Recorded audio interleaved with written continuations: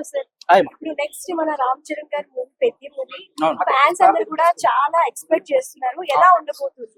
Sure shot కంపల్సరీగా looks చూస్తేనే మీకు అర్థమైద్దమ్మా. మళ్ళీ రంగస్థలం తర్వాత మళ్ళీ మీరు ఆ రేంజ్ విలేజ్ బ్యాక్ డ్రాప్ లో వస్తున్న సినిమా అన్నమాట. ఖచ్చితంగా ది బెస్ట్ ఉండబోతుంది.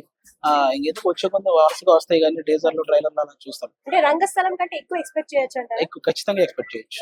బుచ్చిబాబు గారే చెప్పారు, మా డైరెక్టరే చెప్పారు. సో మరి ఈ రోజు బర్త్డే సందర్భంగా ఫ్యాన్స్ అందరూ కూడా రక్తదానం చేస్తున్నారు. సో మీరు కూడా మెగా ఫ్యామిలీకి ఒక పెద్ద ఫ్యాన్, అవును. మీరేమంటారు? అలా అది ఎప్పటి నుంచో జరుగుతున్న కార్యక్రమం అండి ఇది.